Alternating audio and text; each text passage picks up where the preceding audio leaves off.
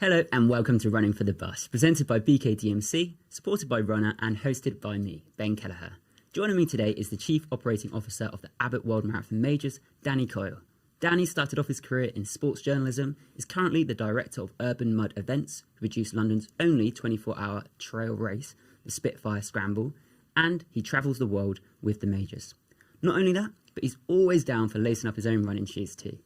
Danny, thanks for coming on. How are you? I'm good. Nice to see you again, Ben. How are you? It's a pleasure. Yeah, no, I'm really good. Really, really good. Thank you. I'm getting ready for some marathon coming up in December. So sort of training. Valencia. Valencia's coming up. So yeah, it's one of those. It's a bit of a PB attempt. It's a fast one. It's so a quick one. Yeah, that's the plan. And then ready to. I'm looking forward to being back in January and start training for Boston and obviously Sydney later in the year as well. So looking forward to being able to enjoy those races and enjoy the experience, which is so special about the majors. But we'll get into that. How about you? How have you been? All good. Yeah, just off the back of a busy 2025. We wrapped up in New York at the end of the series. Hugely busy time. We had our Abbott World Marathon Majors, Marathon Tours and Travel Age Group World Championships. We had Eliud Kipchoge getting his 6th star. We had the end of the Elite Series. So really busy few days, but all good. Yeah, just a little bit going on, isn't it? And so much else as well to do with the majors and obviously all the other things you've been up to. So first of all, I wanted to get into your own running journey. So could you talk to me how you first got into that? Oh, wow. Well, I was a rugby player. You might be able to tell. And you can probably tell I wasn't. It's a game for all shapes and sizes, Ben. Mine's in the stands watching. yeah, fair enough. That's probably where you find me most of the time now as well. God, when did this start? I would say running first really came on my radar because of my sister. Sure. And she ran the London Marathon I've got 3 sisters and I'm the baby. Yeah. And my youngest older sister, Colette, she ran London in 2004. Sure. And I went along to watch. I was probably hungover from the Saturday night, having played rugby. Sure. We went and watched. I think it was I remember it being a really wet and grey day, and we watched. We went to Mile 9, which is around Canada Water. Yeah, of course. Then we went and saw a Canary Wharf, and then went into town and saw her at the finish. Nice, right. And, those crux points as well. I mean, Canary Wharf is known for being a tough part of the course, right? Yeah, it is. So that was kind of, I suppose, when it came on my radar, and that feels a long time ago. And she probably ran it a couple more times, and it didn't really. I went travelling. I began to run. I lost a bit of weight when I was travelling because I was working on a building site in Australia, and that's a surefire way to lose a few pounds. So I began to run kind of while I was away, and when I came back, it just kind of stayed part of my routine. Sure. When did I first run a marathon? I think it was 2008. Right. I ran in London. Yeah. And I remember my target was to break 4 hours. Yeah. And I ran 4 hours and 29 seconds. And I remember that is brutal. People of a certain age this reference will only apply to them. Ronan Keating beat me by about 10 seconds because I could hear the announcer calling his name as I came down the mountain. I thought, I'm not going to break 4 hours, and I got beaten by a bloke from Boyzone. So. Yeah, life really is a roller coaster for you. I got it. Yeah. Wow, so that is quite a journey, isn't it, from there? And such a brutal moment, but also sort of gives you that spark, doesn't it? It gives you that fire to get back into even more and to continue it. And obviously, as you said, you were involved in rugby before, so were you always quite a natural athlete? I wouldn't say natural athlete. I just love sport. Sure. My dad was a great sportsman, played football, cricket, athletics, did everything really. So I just grew up in a sporting household. Played football, moved into rugby, went to a big rugby school, so that kind of took over a bit. Sure. And carried on kind of playing rugby through university and afterwards as well. So sport has always been a massive part of my life. Yeah, of course. And obviously, as you say, from doing London there to then taking on sort of marathons across the globe, what is it about the distance that's made you want to run it again and again? I think it was just, I think growing up, the marathon was this thing. It was like I said, like sport was such a big part, and London Marathon weekend was always you tuned in every Sunday. From I was a kid, and I remember there was one guy who lived down my road he ran the marathon every year, and you knew it wasn't kind of in your psyche like it is now because on social and all that kind of stuff. You knew because he would put a bedsheet up in his front room window with his target time on. And then after Sunday, on Monday, he put another one up with the time that he actually ran. Oh, really? That's really sweet. And that was kind of how the marathon registered with me growing up. Yeah. So I suppose it always had that mystique, and kind of at the time, I suppose in the 80s and 90s, you weren't really aware that this was this global phenomenon. There was these events were popping up everywhere. So it was very much kind of, God, could I ever do that? I can't even fathom how somebody would actually do that. And as you get older, you start to know people who've done it. And you go, well, maybe I could have a go. And then, luckily enough, managed to get a place and just trained. And it literally is such a cliche, but it's kind of one session after the other. You start with a 20-minute run, a 30-minute run, a 40-minute run, and before you know it, you've been out for an hour. Before you know it, you've got a half marathon in the books, and that's quite a good staging post during your training. And lo and behold, you get to the start line and you can do it. It's painful. It was painful. I fell apart at about 22 miles the first time, but when you've completed it, you go, I did it, and you kind of it registers that you've done something that not many people have done. And like you say as well, at that point, I know when I did London as well, it's a similar sort of thing. It's actually sort of resonate quite a lot of what you're saying there, like watching it on the TV, seeing it and genuinely feeling like that's impossible to me. Like that's because as I say, I really wasn't that sporty as a child myself. Like I was more into performing and acting and doing those things. My brother was the one that was playing football on a Sunday, and I'd sort of go and cheer really loud and sort of embarrass him in front of his mates. So it was definitely the sort of thing that was like you'd see it and it would be like this is crazy. And I think we've sort of spoken before. Like when I got into London, I literally just was like, I'm going to submit for it and enter the ballot and hope that one day I'll get in. And I just got in first time off the bat, and I was. You're 17. One of those people. Yeah, I was literally. I ran it when I was 18, and then just. That's young as well. Like that's not marathon running age in the literally, it was like the first sort of population. time I could get in. I was like, at some point I'll get in when I'm like 30, and it was like, no, you're already in. So it was. And as you say, I remember getting out on the Monday mornings. Used to find out in October, and then you'd have about 6 months. Right. Yeah. And so just getting out every day, like 5 minutes, 10 minutes, 20 minutes, and then as you say, you sort of get there. And so I think mine was about 3 hours 57 or something. So just crept in under that. That hurts. That for at the time. I didn't want to mention it, but yeah. So. Was it? I mean, when I started to apply for the ballots, it was still paper. Yeah. You would have to go into a running shop and get the piece of paper and send it off and put it in a letterbox. I think mine. This is showing my age. No, I think mine was online in terms of the submission that you used to be told by like a magazine. So I remember, specifically remember, it's my 30th birthday just gone, and I just had a party for it last weekend. Happy birthday! Thank you very much. I am 30 now,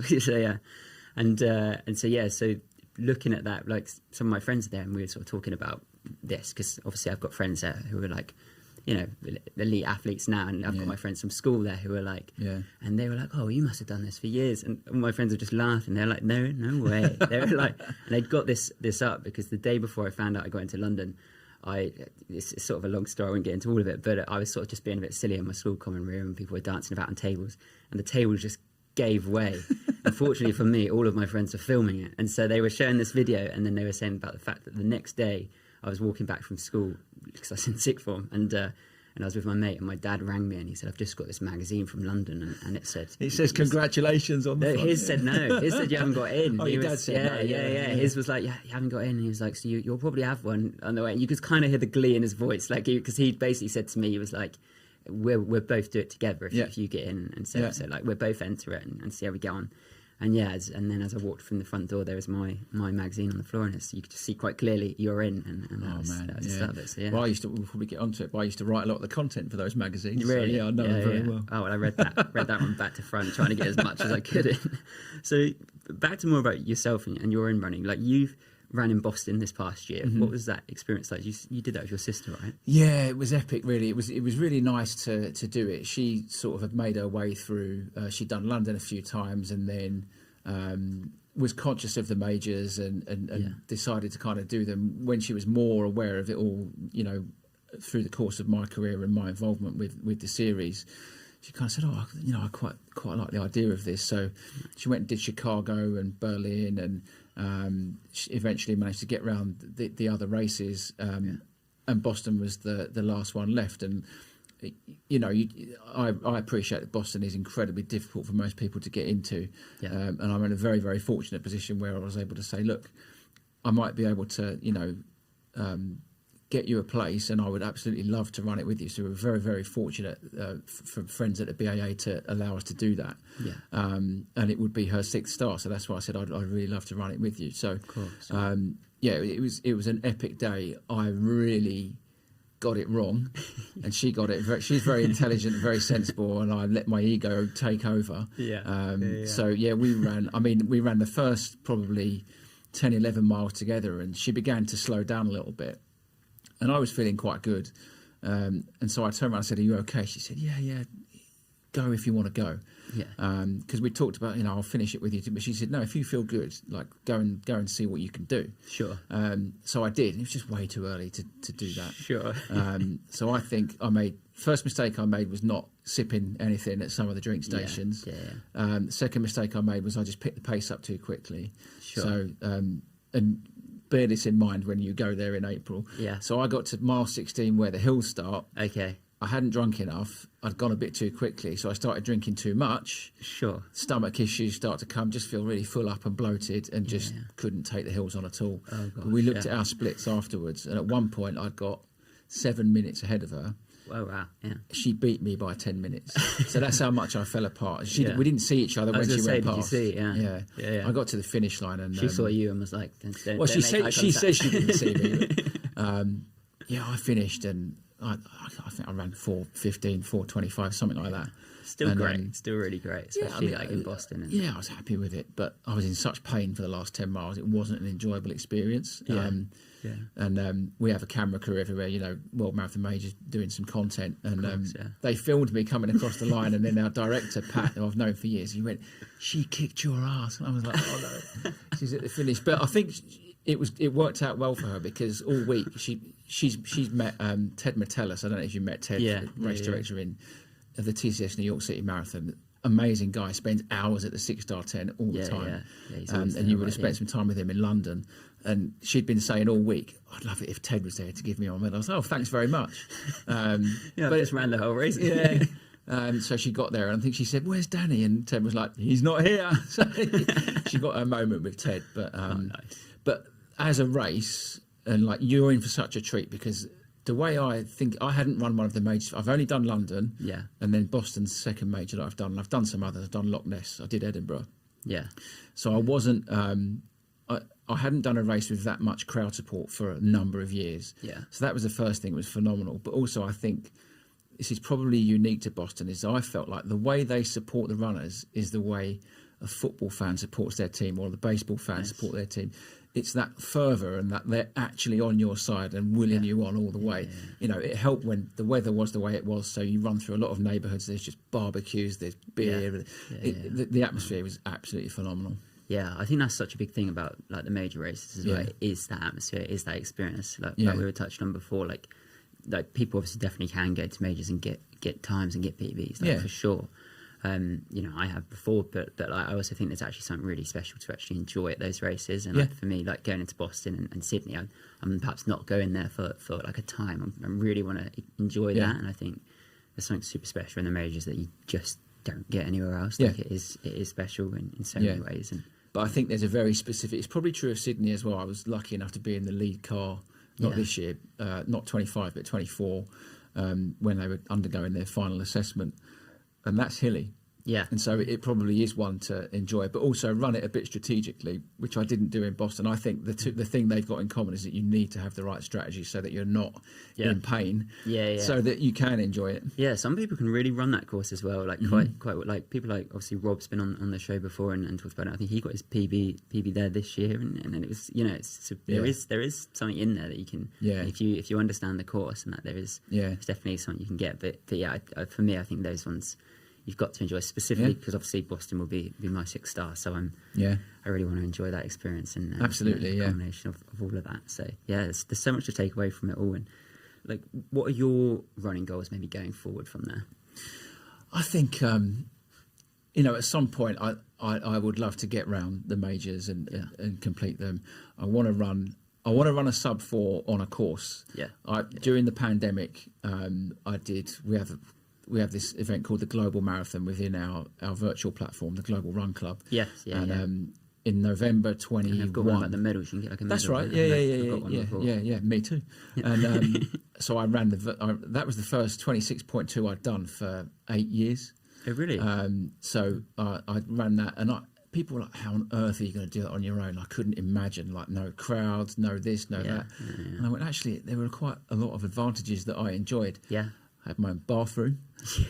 I could eat my breakfast when I felt like it, and I could step out the front door when I felt like it and start my watch and go. And I planned the route, and I had a couple of loops that took me past home again, and the kids were out there with a little sign. So I ran that, and I ran 3:59.56. Nice. So that's my PB. Yeah. And I stopped on our road. There's a little parade of shops, and I stopped just outside the shops, and there was one of the shops is a hairdresser's, Right. and the lady comes out and she's like, "Are you okay?" And I was kind of bent double, and I was like, "Yeah, I'm fine. I've just done a marathon." And she went, "Oh, right," and just shut the door again. I think it sort of dawned on her, and then like 10 seconds later she opened it. She went, "Oh, well done, by the way." Yeah, well done. Thanks very much. So I just kind of limped home, and but so that's my PB. Yeah. But it was a virtual race, so Sure. I would love to run a sub 4 on a course at a major, preferably. Yeah, nice. Oh, that sounds a great idea to me. I like this sound. It's an achievable goal. Yeah. I'll come pace you through it. We'll make that happen. I'm sure you can get Kipchoge to pace you if you're all right. Yeah, I'm not sure he dropped to my level. So obviously, your career started in sports journalism, and you started at Abbott magazine. Yeah. What was the time like then for you? God, yeah, wow. I mean, funnily enough, that's where I met my wife. Oh, really? So she was the editor of the Student Union magazine, and in my final year doing my journalism degree, I decided I was kind of writing all the sports content for her for the back few pages of that magazine. So what you had to do was run for election for the position of Vice President of Communications for the Student Union. Yeah. And with that came operating the magazine, which is sure. what I wanted to do. So won the election, and then was able to run the magazine for a year, which was brilliant because it gave you something concrete on your CV to take out into the world of work. Of course, and you got a salary for a year while you were doing it. Yeah. So that was where I kind of started, and then managed to move into. I got a job in London on a construction title for a couple of years, which wasn't exciting, but again, you're building up your experience in writing and journalism and what you want to do. Yeah. And actually, we decided that we were going to go travelling for a year. Sure. But right about the same time, I'm going back to, oh my God, end of 2004, start of 2005. I had a friend who I played rugby with who was a designer on a magazine called Rugby News. And he said, we need someone to write about a feature a month on an amateur rugby club. And I was like, I want to do that, but I'm going away. Going travelling. And he said, well, why don't you do it anyway? Yeah. So I did. I think I was getting like 75 quid a month. Sure. And we went to South America for 4 months. We were in New Zealand for a while. We were in Australia for a while. We finished in South Africa. So every month I would be like in a phone box somewhere talking to the chairman of like Chester Rugby Club or Cambridge Rugby Club and noting all this stuff down, then finding an internet cafe and sending it all off. And it, depending on where I was in the world, that 75 quid was worth quite a lot. Yeah, of course. But that gave me a start in sport. Yeah. You'll be able to mix the two as well. Absolutely, it was fantastic. And what I did when I came back was I said, I really want to do sport now. Yeah. So I took myself to a place called Sports Beat in Wimbledon in London. Yeah. And just did a fast track course to get some of the things my journalism degree hadn't given me, like my 100 words a minute shorthand, just to harden up a few of those skills that I probably spent too much time ignoring when you're a student doing journalism. And come the end of that, Rugby News had an opening for a full-time job, and that was kind of my full-time entry into rugby and sports journalism. Yeah, and we were sort of going to touch on that actually in terms of how you progressed working up through Rugby News and then obviously going into your work with the Loughborough University as well. And what did you sort of take away from that experience? You obviously touched on a few bits there in terms of that, but obviously then progressing up with Loughborough. Yeah, I mean the job at Rugby News was amazing. We had an office. There was 3 of us on Rugby News, and on the other side of the office there was 3 guys who worked on an NFL newspaper for the UK audience called First Down. So there was 6 guys in an office with a TV that had Sky Sports on all day. It was kind of like the dream job. Perfect.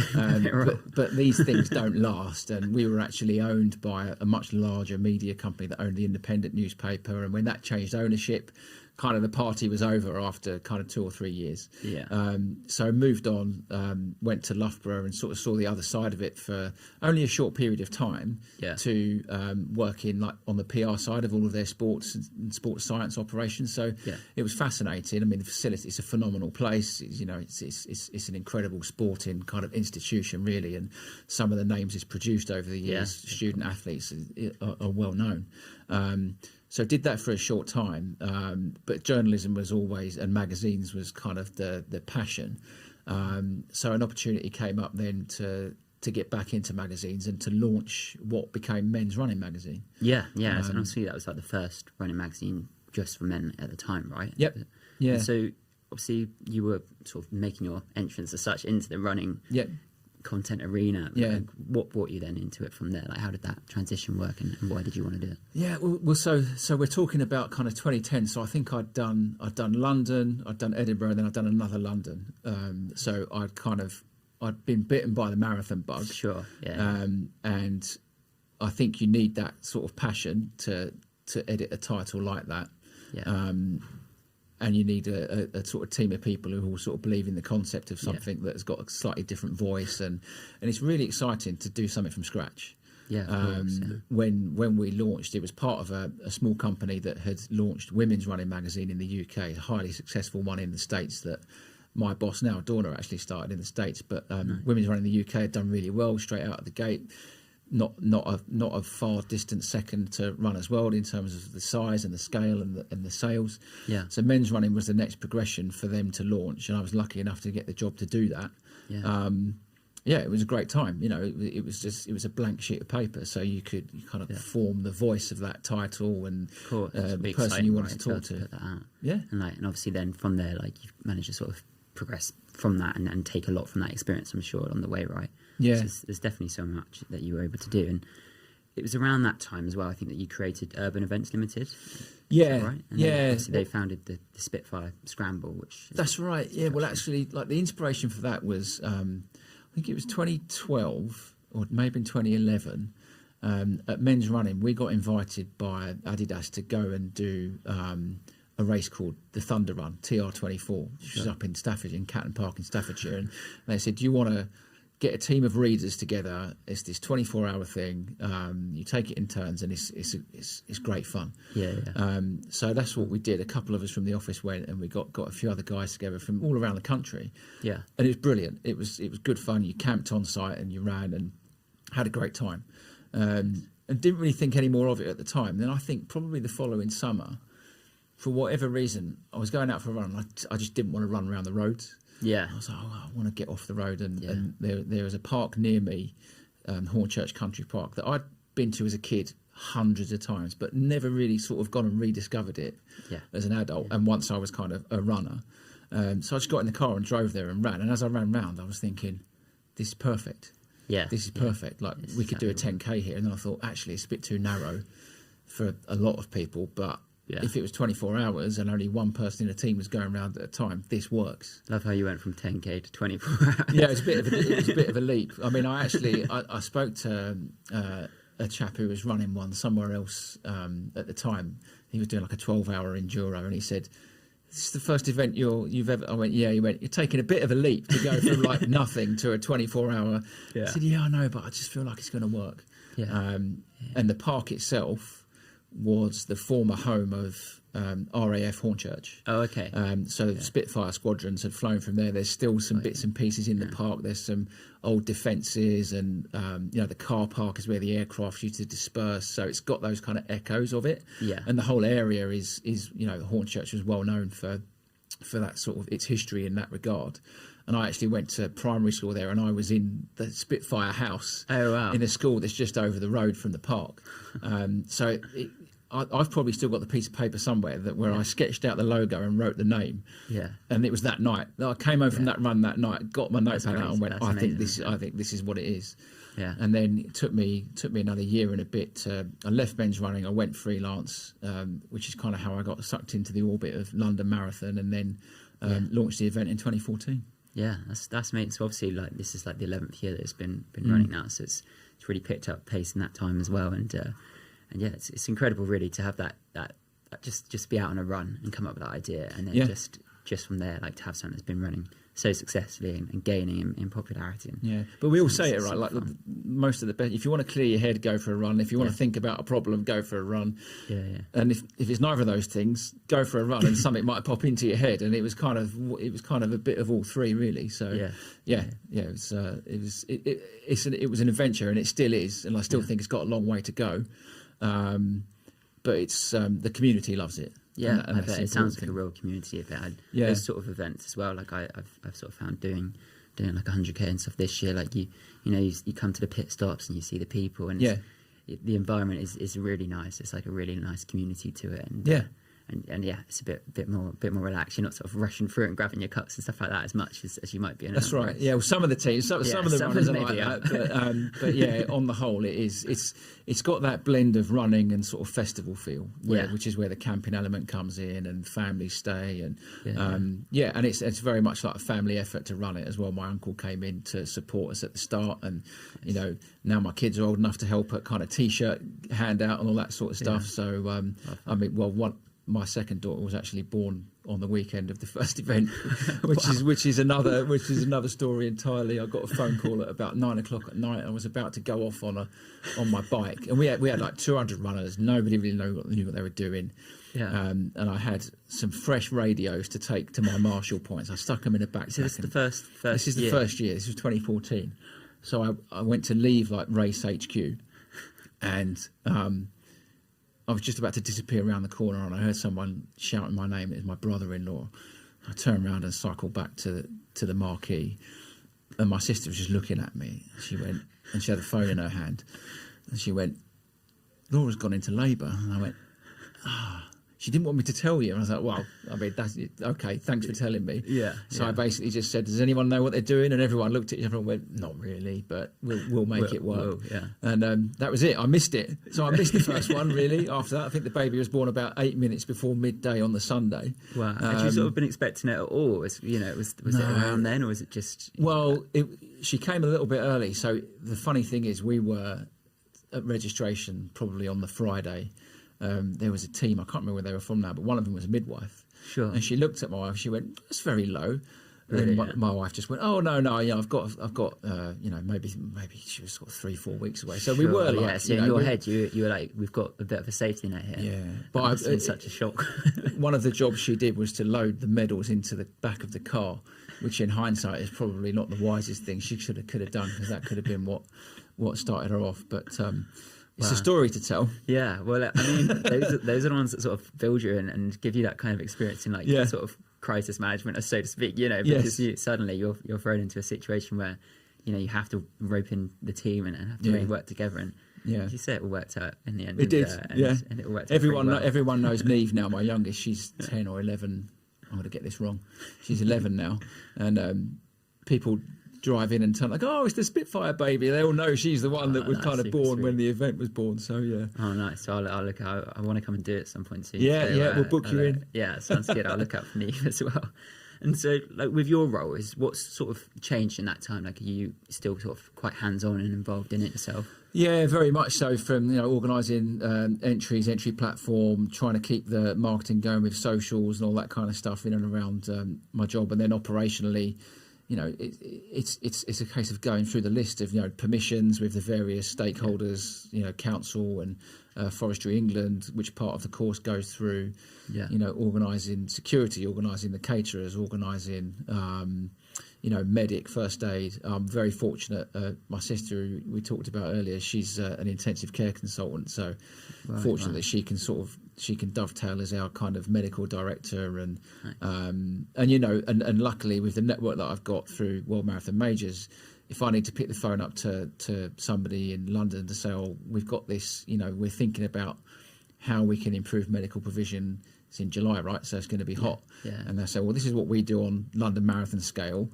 there is a way you can do it on your scale, which is like a 1% of what they do. Yeah. But it's showing that you're kind of trying to institute as best practices you can for the safety of your runners. Yeah, you put those things in place as you grow as well, right? Absolutely. So yeah, we do all those bits and pieces. But yeah, to answer the question, very much still hands on across all of it. Nice. Yeah, I did see you out there this year, like checking the course the day before and stuff like that. Yeah, yeah, and it's and one of the things to go back, it's a community feel. Friends, family, even some of the runners will say, "Do you want a hand?" And they'll come over. We start set up on the Thursday, and there'll be a bunch of people from my gym, from various friends and family will be out there marking the car park out, helping us erect marquees, all that kind of stuff. So it's got that. It's definitely still got that friends and family feel to it.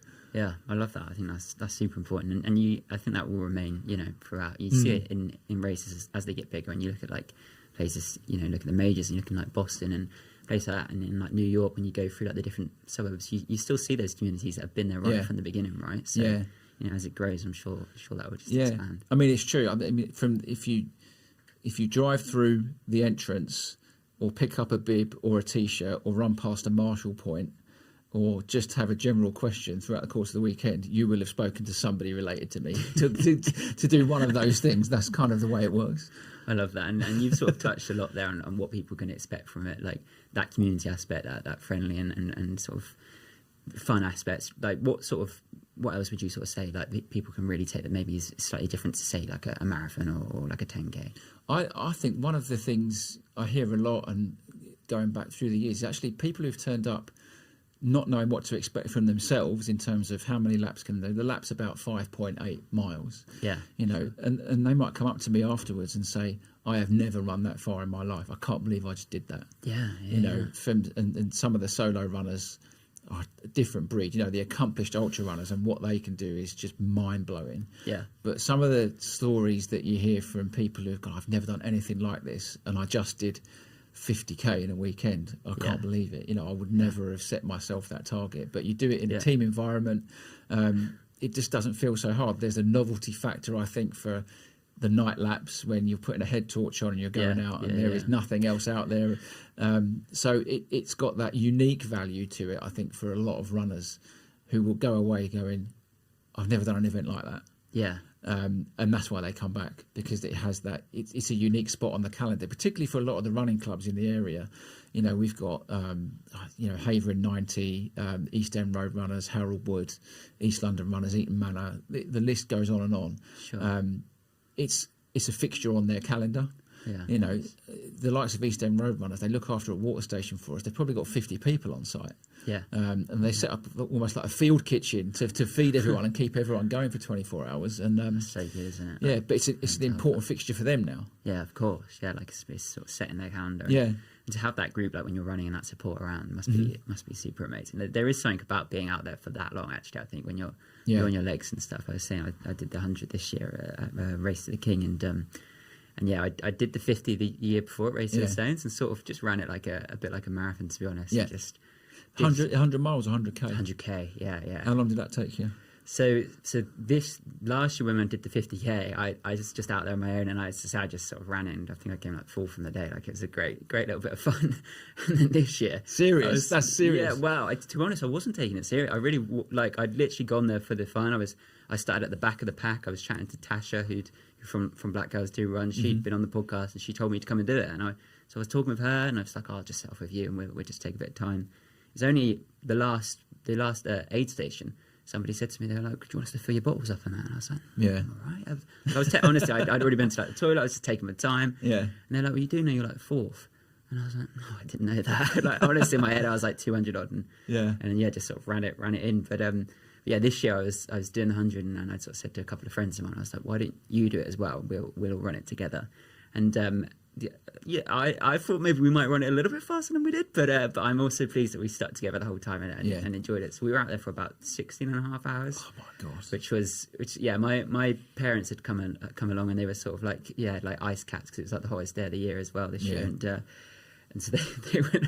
I felt for them, because like in between every like 10 or 15k, it was like a 3-hour wait where they were just like sat waiting somewhere, and So yeah, it was amazing to have that support. But yeah, I do think, as I say, those experiences actually to be out there for that long, it's quite interesting and exciting to be able to say actually, yeah, I can stay out there for 16 hours and actually feel all right. Being able to still run. Like to be honest, I was way more relaxed and I felt like I could still keep going then, and I am maybe in like a marathon when I'm like proper burnt. I think that's the amazing thing about this sort of community we're in, and all these people are in.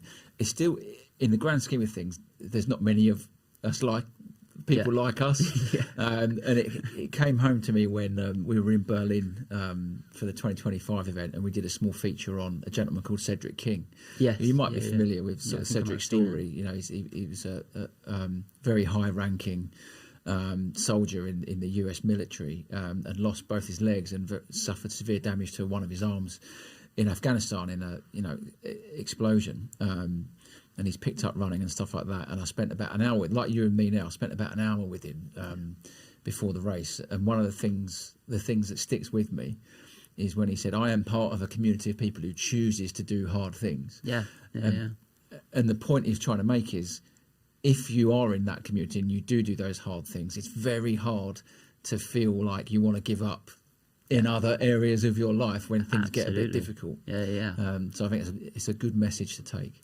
100%. I think that was always a thing that people would say to me when I was doing like London, was like a lot of people were like, what are you doing? Like, this isn't for you at all. And I was talking about it just the other day actually, about like the fact that like my best mate was with me when I got that magazine, and obviously I spoke to my parents and stuff, and they were like, well, you'll do that because it's the mental resilience there. You will do it because you're saying you're going to do it, and sure enough, it was 6 days a week from that Monday, and building it all up, and it is that choice that you're doing it. But if you've got the mental belief there, I genuinely believe you can go from running for 5 minutes and needing to stop to running for 16 hours or whatever, or 24 in your race. But yeah, so there definitely is that, and it 100% builds you. I know, like, I've had moments in marathons where I thought, well, come on, like you got 2 miles to go, and everything's killing. But you're like, well, you did that 50k or whatever a few months before, and you had 10k to go, and you still dug in then. So you can do it. Like, if you're gonna do it, like, do it. You know what I mean? That's that sort of drive at that time, and it definitely inspires you in so many other things. So how can people get involved in the Spitfire Scramble as well? Well, I mean, you can have solo runners. I'm earmarking you for that. You can run as a pair. You can run in teams of 3, all the way up to. We're expanding actually the size of the teams to sort of, you can have a 9 to 11 category next year as well, which is more of a social thing for people who kind of want to do one lap. So entries are open. Spitfirescramble.co.uk. It's the 10th race in 2026 actually, because we had 2 years that we missed because of COVID. So it's a bit of a landmark race for us next year. And we're honestly still on the way back from the pandemic. It was very tough for a big section of the running industry. Lots of industries, but so our event is still on the upswing, on the way back. But I think we'll have a really good year in 26, and it'll be a good one to do with the anniversary. So super exciting. What's the date of it next year? It is 13th, 14th of July next year. Nice, perfect. Right, I'll put it in my diary. We'll try and make that happen, because I'd love to be along. And that sort of brings me obviously now to sort of talking about your work with the Abbott World Marathon. The day job, yeah. getting into that, and in 2017 is when you began working with it, right? And initially that was as the head of the digital and social media. Honestly, I think, like I said, when I went freelance, launched the event, I was doing various bits and pieces of writing for different outlets, and I actually had a conversation with somebody at London Marathon who I'd known from like Men's Running Days and what have you, and they produce a lot of content, right? Their social channels were growing at the time. Obviously, the magazines, the accepted and rejected magazines, the famous magazines. So just became involved, as and when they needed me to help on the, coverage of some of their events, because a lot of people don't realise London have other stuff as well as the marathon. They had a huge portfolio. Of course. It's growing much more now. So I'd work across some of those, whether it was e-newsletter writing, feature writing for the magazines, helping out on social from time to time. I ran the social channels for a couple of years for Marathon Week, which was fascinating. So began migrating more and more into the social side of it, and developing abilities in video and graphic and all that kind of stuff. So 2017 came around, and a position came out for World Marathon Majors, which said it's going to be based in London. So I had a chat with the guys in London and said, well, what is this? I'm interested. And it was just to run the social channels on a part-time basis. Sure. Was lucky enough to get that role. And that kind of quickly morphed into, we were a team of 4 at the time. So the World Marathon Major staff was 4 people. I was the only one in the UK. We had 3 people in the States. Yeah. But obviously, a lot of people don't realise it's not World Marathon Majors owns and tells these 6 races what to do. It's the other way around. Sure. Our bosses they're like the board of directors, right? Correct. Yeah. Some of them you would have met in Tokyo and in London as well. So that's where it began, and probably a few months later, the executive director at the time said, "Well, do you want to go full time, and do you want to look after the website, and if we do email and all this sort of stuff?" We didn't have a database, we didn't have anything. Website was in the middle of being rebuilt, so I said sure. So that just came under me as well, and it morphed into that kind of head of digital and social media. And a year later, we completely relaunched the site. We started with our kind of results hub where you can come along and claim your stars, and we launched the age group world rankings at the time, which was 75 events. We hired Stu, who I think you might have met as well. We call him Statman Stu, but Stuart Haynes is an absolute genius with all of that, so he looks after all of our results and rankings and all of that. And it kind of just went from there, and the team gradually grew, and I think we got interrupted by the pandemic a little bit. It was a chance for a bit of a reset and think about, well, where's the organisation going? And now we're 13, 14 people. Dorna came in as CEO in 2022, and I think where I'd been around from those kind of early days of actually there being a team, she relied on me to kind of be her right hand and help run things, and that's where it slowly sort of morphed into the role of COO, which I kind of adopted at the start of this year. So, I mean, it's been a fascinating journey. The expansion piece obviously has come along as well. So we're growing a huge amount, and from 0 people in a database and really nothing for anyone to come and do with World Marathon Majors. Now we've got the Global Run Club. We've obviously got, the website. People can come and claim all their results. Huge amounts of things to do. So many things going on, as you're saying, you've got the Gold Club, and you've got other things as well involved in that, and just that sort of umbrella of the events as well. Like everyone knows what they're sort of maybe expecting in a majors event, and knowing that you're going to get a certain type of experience, I think, along the way, and also you're going to quite often see people along the way that you've seen in other races, and meet them along there as well. So I quite liked as well. I remember actually going on, because obviously I did London, and then I left it like 8 years, similar to you in terms of that 26.2. My runner port was really weird. I've got like results there and then one here. But I remember coming back to it and seeing that portal and not realising it was already up there, and it was logged in. So I was like, oh great, that has been like logged on there, and I actually just logged my Boston ready for the 6-star just 2 days ago. It's on the system. It's locked in. So obviously you talked about there as well, like that journey from just that, like going from the part-time role and then moving into like the chief content officer, and then sort of going from there. Like, what did that sort of involve in terms of that role? Like when you're trying to build it, like how do you go about that? I think for us it was, we're not the organisers of an event. But we're here to celebrate. We talk about our top of the house mission is to inspire the world through the power of the marathon, right? So that can mean so many different things. But what it does do is that we should be using our content channels to live up to that mission. So to tell stories about some of the inspiring people. We talked about Cedric. I could name so many. We could be here all day talking about the number of stories that come to us that we see and we think about, well, how, what can we amplify here? So I think one of the key things we do is to live up to that mantra through the way we tell stories. So I got the fun job of, as chief content officer, of doing that, right? Alongside Dave, our social media manager. At the time, we were able just to look at this kind of smorgasbord of people and say, wow, there's so much to go at here. And over time that develops. You go from, social content is kind of all about relatively short stuff. Yeah. And I thought, and we kind of evolved over time to let's keep that, but let's also do some more deep storytelling. Let's go a bit kind of micro on people, and that's where we developed our 6-star stories, kind of documentary series, which I love. You know, we started with Thomas, who I'm sure you've met, Thomas Eller. He became the world's first deaf-born 6-star finisher in Tokyo in 2023. And that was kind of the launch pad for these kind of longer pieces, and we've told some fantastic stories. I love those. They're also on YouTube, and you can go and watch them. And I remember watching one before I flew out to Chicago. I think it's the one with when it was in Boston, and he ran, and like it was so terrible weather, and he went and won the race, and it was like, you know. Yuki. Yeah. What a character! I mean, he's an incredible character. He actually reached out to us and said, I want to get my 6-star medal in London, and it was the only one he had left. So, you know, we had conversations with Spencer, who runs London's elite recruitment kind of operation. He said, well, you know, we can give him a bib, and he can stay in the hotel and all that. But he's going to have to go from the championship start. We can't give him an elite athlete status because he runs too many races, and it's a completely different kettle of fish.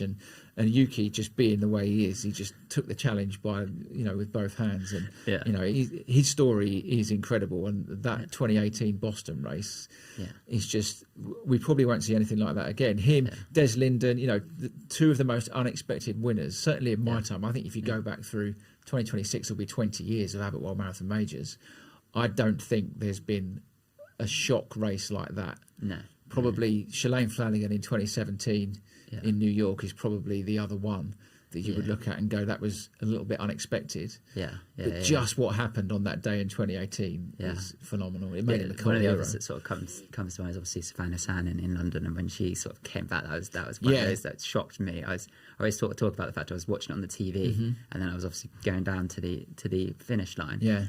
And when I was leaving the house, like the sort of Steve Cram Paula Agrafa, like she should, you know, she should knock it on the head. Yeah, it was when she was like stopping, and I was like, oh, like it's not going to plan, but you know, these things, I think it was the debut for her, and then I got off the tube at I think it's on the embankment side, and literally as I got off, and you come straight out, and you're literally there, like where the sort of race comes straight past. And there was Savannah Sannon right at the front of the pack leading it. And I just got straight back on the tube and thought I'm going to the end to see if she can keep it. And obviously she did. Her story is so good for our sport. You know, obviously, you know, world class, one of the greatest track runners, you know, of her generation, probably of any generation, makes this transition to the marathon. And nobody really knew what to expect. But you know, she's got, you know, an abundance of talent. And I was in the media centre, and it was all going south pretty early on for her. And you think, oh, it's such a shame, and it would have been a great. And then slowly but surely, she's back, and then she nearly hits a motorbike on the embankment when she swerves across the road to get a drink. And then and I think, you know, it must be terrifying if you're in that lead pack of women and you think, well, that threat's gone. And then she reappeared. And now you know you've got someone who's got the best. She's going to have the track speed finish. You're kind of gone, oh. And I think that's the strategy in New York. She was coming. I think it's hard to do Sydney and then New York. I think we're talking probably 9 weeks, something like that. And that's not a lot. And so she won Sydney, and New York is also quite a hard race. New York's the hardest one I've ever done. Is it? Yeah, because it was the year, it was 22, I think, when it's the hottest. Oh, yeah. Was it 22? Yeah, 22, It's the hottest year on record. And I just come off the back of Berlin thinking, oh, this is great. This is going to... And it's probably still the best race, to be honest. Like London and New York, for me, were probably just the crowds and were amazing. But I think for me, the reason that New York stands out as one of the best for me is because I actually overcome it. You know, it's that journey, like you say, of actually saying, I can overcome this, I can overcome so much more. It's true. We had the CEO of New York Road Runners, Rob Simmelcare. He was on our podcast months ago, and he said something that sticks with me about New York, and I haven't run it, and I'm sure I will one day. But he said, New York is hard. It's hard to get to the expo. It's hard to get to the start. It's just hard to move around the city. But it's worth it. Exactly. And the course is hard. He said, but it's all worth it. And I think that's probably because of the crowds that people talk about. It's just so many different layers to it along the way as well, like going through the different boroughs. And like it's just so much that makes it difficult, but there's so much that also makes it so special. And as I say, I think when you overcome something that's particularly, that was, as I say, coming from that race, I was like, I feel like I can do anything. Because I've never been tested quite as I was in that race. It was super hard and coming back in. But yeah, so much to take away. And as you say, you're now the Chief Operating Officer for the Abbott World Marathon Majors. Is that just like a dream role for you? Yeah. You know, it's there's the old cliche is that if you love what you do, you never work a day in your life. And it's kind of course, it's hard work, and there are weeks when hours are long and all that kind of stuff. But the exciting thing, and I'll give credit to Dorna in the CEO role for this as well, is that the team, it still feels very kind of entrepreneurial in spirit. Yeah. And what I mean by that is if someone has an idea, she hears it out and we'll try and make it happen. Yeah. Whether it's a new program like the Gold Club, whether it's something we want to do in Global Run Club, whether it's, you know, we now have a new head of content and you know, so ideas in any of those areas. Yeah. As a team, we'll sit and go, well, how can we make it happen? What can this do for us as an organisation? What can it deliver to the runners? So it's very, very entrepreneurial in that mindset. And I think that is what makes it a dream job, because it feels like the world's your oyster. And, you know, how can we grow this movement and this kind of, you know, you're talking like business terms of brand and all that kind of stuff. But at the core of it is the hundreds of thousands of people who run these races. How can we continue to think about ways to elevate their experience and deliver to them? Yeah. So, from that point of view, it's fantastic. Yeah, there's an excitement about it, isn't it? And as you say, it feels like it's growing. Like obviously, running as a movement it seems to be growing massively with people getting involved. I mean, the races are just getting bigger and bigger. And it's something I quite enjoy seeing when I see like the race directors like competing for that sort of, you know, figures. I know when I was in London, I was talking to Ted, and he was like, I'm looking out to see when they're going to announce the number, and obviously New York just went and beat it the other day. They did, and I think you know, I think that that's good fun amongst the race directors, and you know, some of the races aren't in that game. Yeah, I think Sydney, they're like, we're the most fun. Like, they're like, we bring the party. I think like Wayne talks about that on his episode as well. It's like you can expect fun when you come to Sydney. Yeah, it's true. I lived in Sydney for a while, and I love it. You know, when I landed there for the race in 25. It feels like, oh yeah, I remember how much fun it was living here. It was, you know, it is a great city. But I think in general, you know, the size is one thing, and it's something to, you know, it's a feather in the cap for these races. Yeah.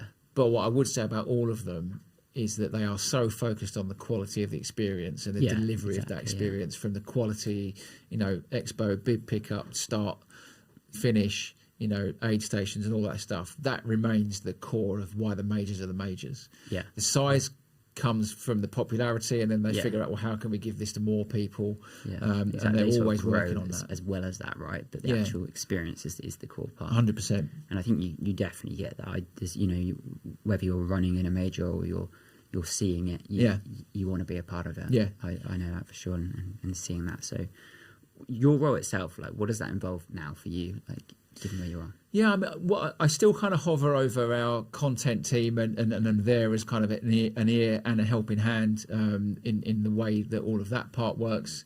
But then I'll work very closely with Stu, we've talked about, as head of results and rankings. Yeah. Nicole, who runs our Gold Club program and Global Run Club. We've got Lisa, who is across all of our like the evaluation team, the candidacy program, Scott, who's in our kind of partnership side. I'll kind of work with those, if you want to call them kind of heads of department, and just be across everything that they're doing, as well as then feed up to Dorna and work very closely with her on strategic stuff, right? About whether that's, you know, making sure we're taking care of the sponsors that we have. Are there any other opportunities out there for us? Yeah.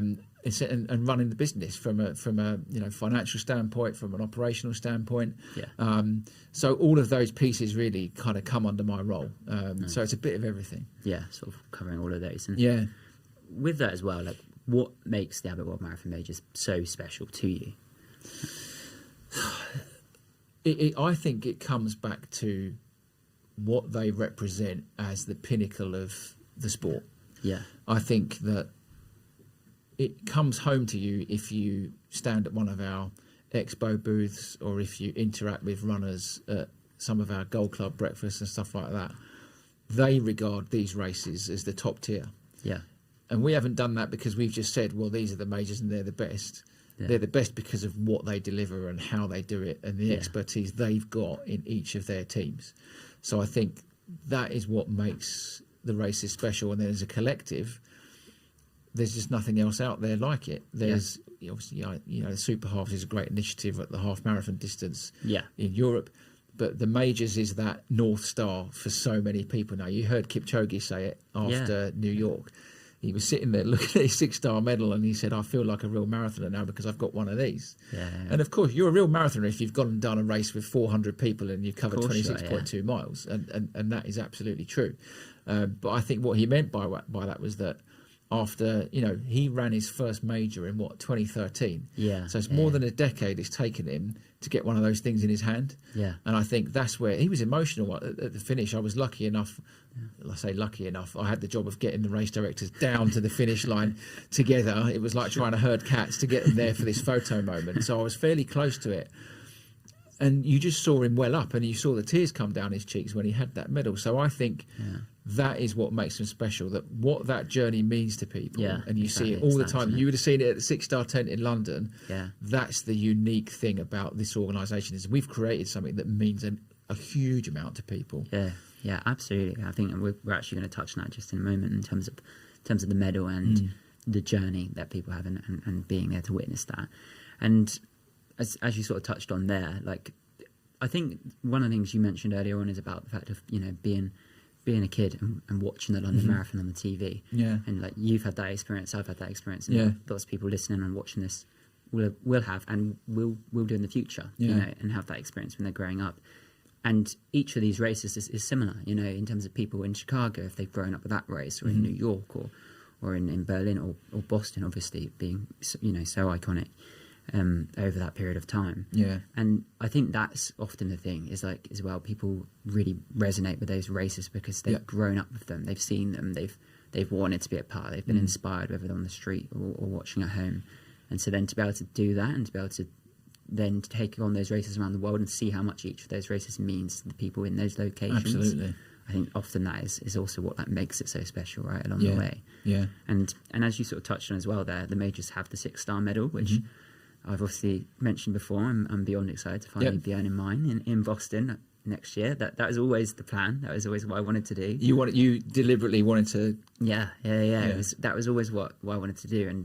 And for me, the idea is like, I sort of obviously did London through the ballot, and then like I'd sort of done Berlin through like the charity, and then done some stuff with sports tours as well along the way. And so like, I never actually thought I would qualify for Boston. That wasn't, when it was like 2 years before I got that qualifying time, I think I was a 3:54 in New York. Where did you run your BQ then? Amsterdam, last year. So last October. So that was 2 years, less than 2 years between getting 3:54 in New York and getting that. So it wasn't. What was your qualifying time? 2:48:49. So you took over an hour off. Yeah. Actually, from Chicago, I did 3:20, and then Amsterdam was the next one. So it's 32 minutes we took off in that race. But I think there's something to be said as well for me, because I do really love the majors so much. I genuinely get to around like 20 miles and I'm like, you got to enjoy this. Like, I don't want to be, it's obviously painful no matter what, it's still a marathon, but there's a big part of me that does really want to enjoy it. And whereas like in Amsterdam, I was a bit like, I'm just going for a free hit. And so it did give me a little bit of like, take the brakes off and enjoy it. But yeah, so that was kind of my journey to Boston. The plan was always to get by 2026 to get the 6-star in Boston. But it was never the idea was to try and do it through sports tours and what have you. And then just very fortunately it worked out in time. So I'm super excited to get there, and to be doing that in 2026. And for those who maybe don't know what we're talking about right now, I mean, I'm sure a lot of people do, but could you touch on like what that 6-star medal is and what makes it so unique? Yeah, I mean, it's perfect because we'll be in the 20th year. 2026 is the 20th year of the majors. So this thing started in 2006, and it was only 5 races. Right. It was Boston, London, Berlin, Chicago, and New York. Sure. And they got together and decided to ensure that they could put something on the line for the best athletes in the world to truly recognise who was number one. Right. And at the time, it was that elite series. Originally, it ran for 2 years, so they would compete over sort of 2 cycles of the races.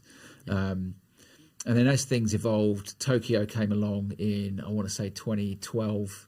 They were confirmed as a major. They joined, so It got to 6 in 2013. But before that, the race director in Berlin, Mark Milder, who his father actually started that race, and it was Mark's idea to start to give out a certificate to people who'd run all 5. Right. Yeah. And I think they used to do it from the Berlin offices. It would just be somebody would chuck them in an envelope and send them out. Sure. And then when Tokyo joined, again, I think it was his idea. Mark must be the creative brain out of the 7. It was Mark's idea to say, well, shall we have a medal? And everyone went, why? And he went, well, it's this special kind of achievement. And I think as that idea percolated, it became, okay, yeah, we should have a medal. Yeah. And so the 6-star medal was kind of born. And that came into being around the same time as conversations started with Abbott, who are still our title sponsor today. Yeah. So they've been with us for 10 years.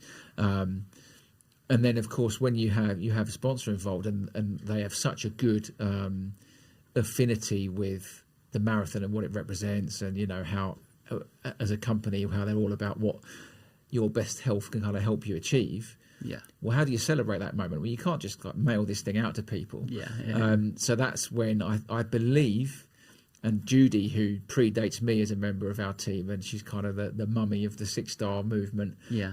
She would probably correct me, but I think it was 2016 when they began to give it out.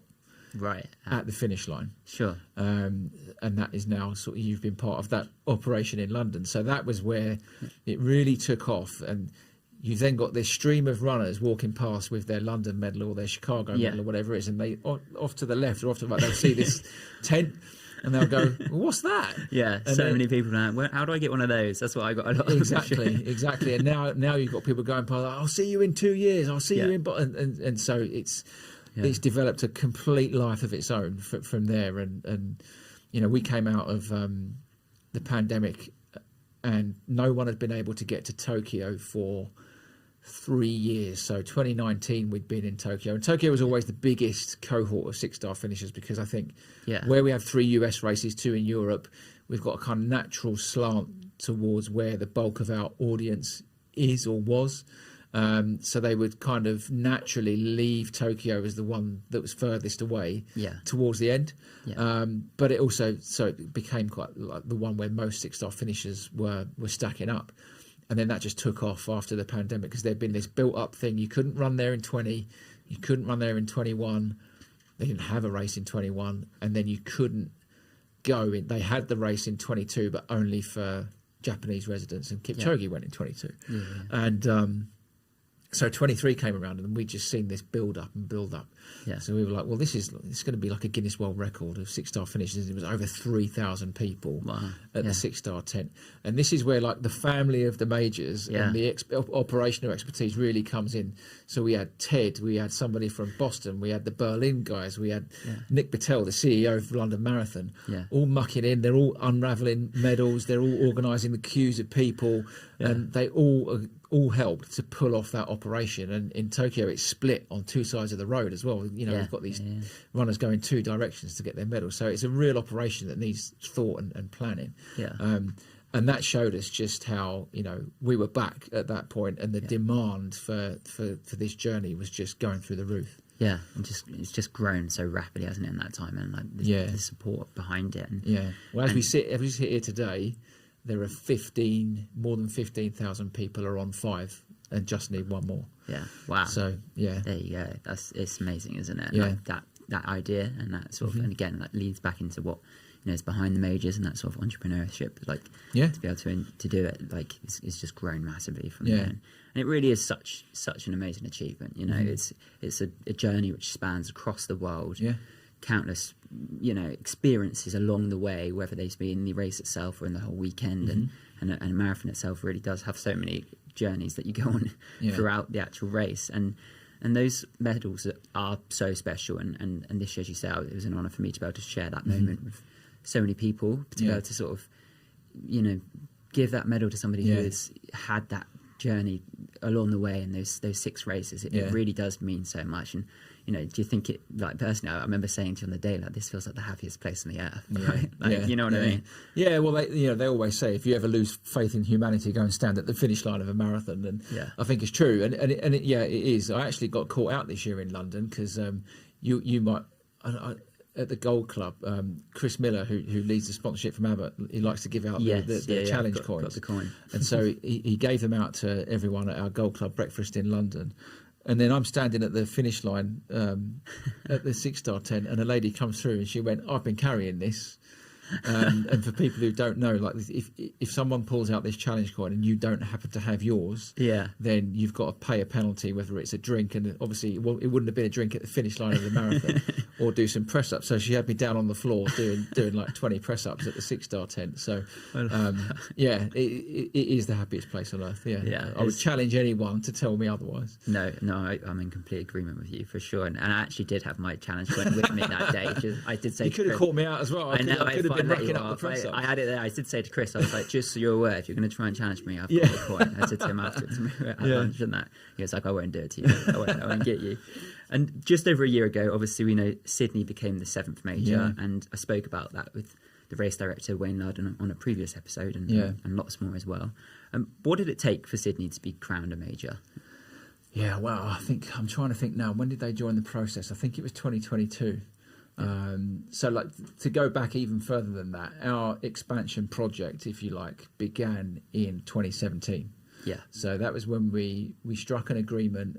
It was before I joined. I joined later that year with Wanda, who are our kind of co-title sponsors of all of our age group programs. Yeah. That has morphed into being run now by Infront. So they're our partners in the expansion project, and what that means is they have the right to put 3 races as candidates into that process to be evaluated. So we actually, before our first candidate was Singapore. Yes. And I was there in 2019. Singapore didn't get over the line. They left the process, and we then added, we had Chengdu as well, as part of that process. They've since been replaced by Shanghai. But we had Cape Town were added to the process, I think, in 21, and Sydney were added in 22. So the journey they've been on, I think, in 2022, Sydney, the Sydney Marathon is the only legacy event left from the 2000 Olympics.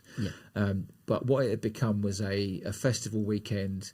The half marathon was the biggest piece of that. The marathon was way smaller. They would have had a 10K, a family run, and they've still got some of those events.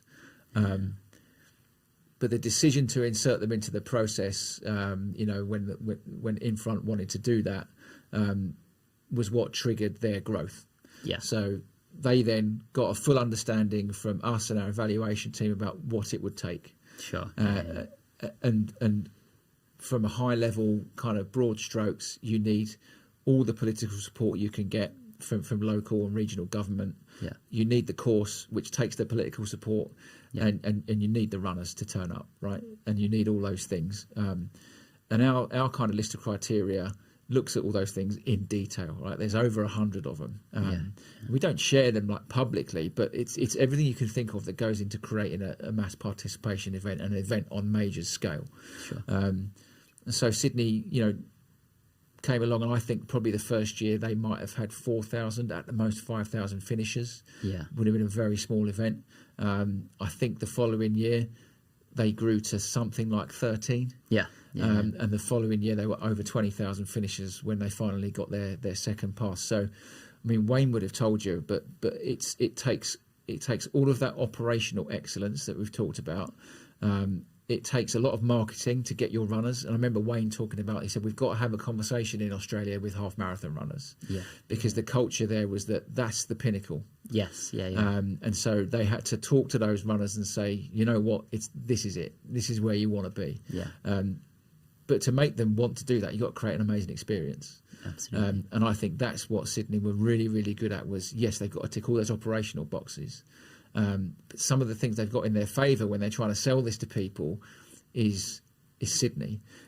Within the first 5K, you've crossed the Harbour Bridge, and that view is phenomenal. The course is difficult. But you get all those fantastic views around the waterside, and then obviously the finish is just, Yeah. There's an argument to say they might have taken first spot, but the running joke between the race directors is that on their race weekend they are the greatest marathon in the world. So Sydney is the greatest marathon in the world on the last weekend in August. But I was talking to Richard Whitehead, that Paralympian. He's just finished 100 marathons this year. Yeah, he's been on the show before. Yeah, he's a great guy, and bump into him a lot of places. And he was sitting in the hospitality tent at the finish in Sydney. I was like, "How was that?" And he said, "That finish." He said, "I think it might be the best." And that's from someone who's done a lot of this. He's got 100 to his name. So yeah, it's a difficult one to beat. But it was an amazing journey, and really, it was kind of 3 to 4 year journey, which sounds like a long time, but it's really not when you consider where they started. I sort of see that journey for sure. And what it showed you, I think the biggest it was really pleasing for us to see that when we made the announcement in 24 in New York, Sydney opened their ballot a few weeks later, and having been a race that had just had, let's say, I think it was like 22,000 finishers, 79,000 people applied to run the 2025 race. And I think their ballot closed fairly recently for 26, and that's gone north of 120. So it shows you the power of becoming part of this family. I think when Wayne was talking to me about when he took it over and stuff, like it was at like 3,000 people at the time. And like you say now, to be it's just like astronomical, like the rise of that, and it makes sense. I mean, like Sydney feels like it should be a major. Like I think it belongs on that list. It's a city that is worthy of it. When you look at, it's a stunning place. It's but you got to do the job, and they did a phenomenal job in 25 that first year. It was I was there right till the end, like the final finisher, and to see what it meant to their team, who all went down onto the ground under that finish gantry, and they were lined up, and they were welcoming those last few finishers in, and you could see tears in the eyes of some of the staff because they've all been on that journey. So when you're inside it, you know what it means to the people who have gone through it and delivered it. It makes it even more special. 100%. And I can't wait to go and run that. No, you're in for a treat. It's going to be a special, unique event. 100%. And obviously we know that Cape Town was on the precipice of becoming the 8th major in 2025. But obviously we also know that sadly it had to cancel on the day due to adverse weather conditions. The good news is that they're still very much in contention. Could you touch on the plans going forward for that? Yeah, so I mean it was heartbreaking. It was really heartbreaking. We had obviously our assessment team was over there, Dorna was there, and a couple of other of our team. I was at home, and I remember waking up that morning, and I wanted to catch the last half hour, and I opened my laptop in the darkness of my kitchen, and sort of turned on the streaming service, and just saw the headline say it was cancelled. I was like, oh no! And then I kind of turned my phone over and started to see it lighting up. I was like, oh. It was a surreal day, even for me being thousands of miles away. So I can't imagine what it was like for their team and then our team, who were all kind of trying to pick up the pieces and work out what happened next. But they're very much committed to it. We are very much committed to them and assessing them in 26. And they had already made the decision to move their race to May, which is the least windy month in that part of the world. They got really unlucky with those freak gusts. So that's it, and we are going next year, and we always were going next year regardless, because we've got the age group world champs down there, of course. So we're going to be there anyway, but that'll be the race now that they attempt to get their second pass and get over the line. And what we've said is that everyone who takes part next year, we will give them what we call a provisional star, and as soon as Cape Town passes, and we hope that is next year, we will then look to convert that star into a fully recognised star, and everyone who runs in 26 will have it. So that is the plan. We had an opportunity to catch up with a couple of their team, Clark, the race director in New York, and they were in good spirits. Sure. I think they've the South Africans as a people are a hardy, determined, resilient nation. And I think we've seen the best of that in the weeks since they had to cancel the race. And I think they're now kind of, all guns blazing and looking forward to a phenomenal 2026. And we all hope that they get over the line. Absolutely, and it's just like a race, really. It's you're going to have blips on the way, and like an actual marathon itself is a long journey. But once they get across that line, all being well, I'm sure it'll be an absolute celebration. And obviously we know as well that Shanghai, as you touched on before, is also vying to become the 9th star in the future. Could you touch on maybe why it's important for the majors to expand further across the world? Yeah, sure. I mean, the point of the expansion was to, and you look at our mission statement as well, to inspire the world through the power of the marathon, and underneath that is a vision, right? And that vision is to create and support opportunities for all people to discover the power of what this is. Yeah, of course. You can't do that if you only stay in the markets that you're in. So, we've got 3 in North America, we've got 2 in Europe, we're in Asia with Tokyo. So that means there are a lot of places where the world marathon majors isn't. So the objective was to make sure we had candidate races in territories where we didn't have a footprint. Yeah. So Australasia, obviously Africa and China. Yeah. And the running market in China is enormous. Yeah, of course. Obviously, from a population standpoint, it's a huge country. There are a number of marathons that are huge, and they have huge ballot numbers. It's very hard to get into them. The appetite for running in what is a growing, socio-economic kind of class of people who want to do this stuff is all there.